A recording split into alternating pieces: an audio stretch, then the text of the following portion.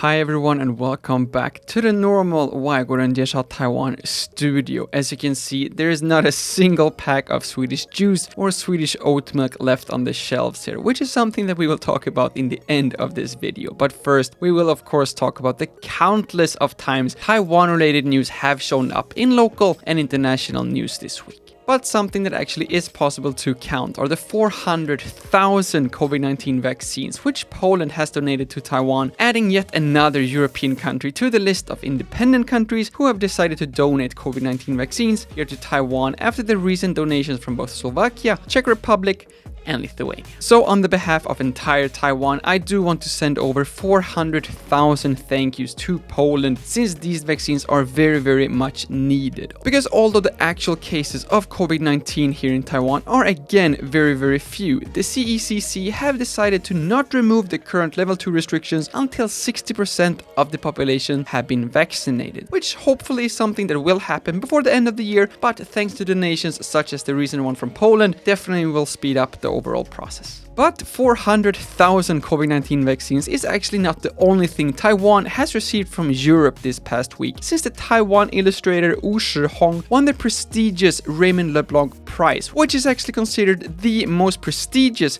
comic book award in Europe. And as if this was not enough, this was actually Mr. Wu's first comic book, which hasn't even been released yet. But when you do find out that this comic book takes place in Hualien, it is not hard to understand why the jury gave him that #1 award with the comments regarding the beautiful artistic work. Now, I cannot possibly put myself in Mr. Wu's shoes, mainly because I'm size 13, and size 13 is almost impossible to find here in Taiwan, but I can imagine that the concept of winning one of Europe's most prestigious comic book award with your first ever comic book must be incredibly hard to grasp. And speaking about things that are incredibly hard to grasp, a recent report revealed that the claw game arcades here in Taiwan actually increased with 15% during the pandemic, with Tainan City increasing the most with 24% new stores. Now, for any confused foreigner out there watching this video thinking, why do these claw game arcades make national news here in Taiwan? Well, although Taiwan is famous for their number of convenience stores, with over 10,000 convenience stores, giving Taiwan the second highest convenience store per person ratio, with one convenience store for every 2.2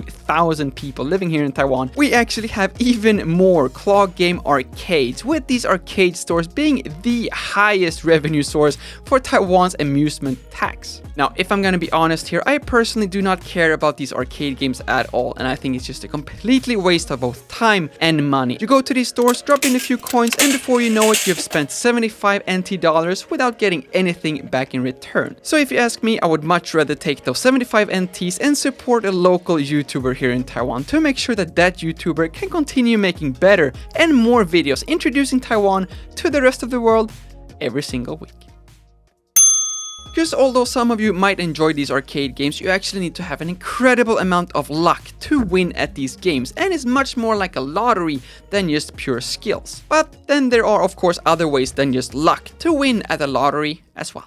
At least there was, since Taiwan now has started to investigate a few incredibly lucky winners at the Uniform Invoice Lottery, with 2 people winning over 2,000 times within 1 year, and 62 other people winning over 100 times within the same time period. And speaking about winning the lottery here in Taiwan, recently 17 high-level professionals won the Taiwan lottery since they were offered to become Taiwanese citizens without having to give up their own nationality. This is something that us normal foreigners living here in Taiwan only can dream about. Or, well, we can actually make podcast episodes about this as well, which me and Yuan did, which very soon will be available on the 外国人介绍台湾 podcast, which you will find on Apple Podcasts, Spotify, Google Podcast, and a bunch of other platforms as well. So if you haven't already, please also consider subscribing to the podcast as well. You have all the possible links below, and that episode will come out in hopefully a few weeks from now. So I just want to pass along my sincerest congratulations to you 17 individuals who have made these amazing achievements, which all have benefited Taiwan. Everything from being nominated for a Golden Bell Award to winning international awards for the Taiwan film industry, and apparently also one person who founded a factory focusing on digital textile printing technology and received multiple patents. Sadly, there are still no free Taiwanese citizenships for anyone opening up a Swedish juice and oat milk import company here in Taiwan, but regardless, I'm still incredibly really happy that we finally were able to launch this company and that we had the best opening weekend I could ever have dreamt about.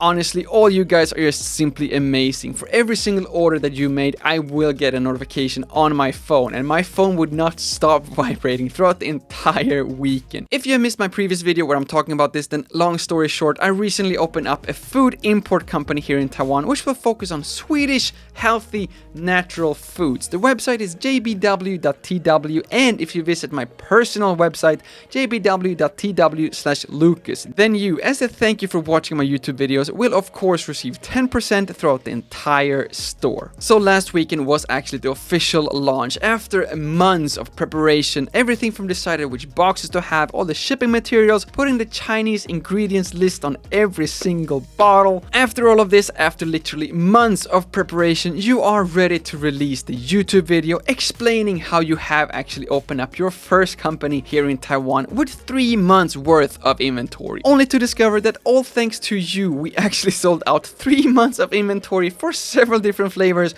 in only 6 hours. We then literally spent the entire next day just making sure that we managed to ship out all these products, so hopefully all you who ordered were able to get your order within 1 or 2 days, and hopefully you also liked it as well. We still have a few flavors left, so if you haven't checked out the website already, please do head over to jbw.tw/Lukas, take a look, and I do promise that everything that is currently out of stock, including my lovely Swedish blueberry and lingonberry, I guarantee you that I will do my absolute best trying to get in more inventory of these flavors right away, because when we actually prepared to launch this website, everything was so stressful, and if you have not started your own company before, I guarantee you it's so much work and there's so many things that you have no clue about, and you just have to figure out every single thing as they come in. There's just so many things that is happening when you try to create a new company. So actually, when we got this first batch of juice into our warehouse, we just wanted to get them up on our website and start selling them right away. So I actually didn't even have time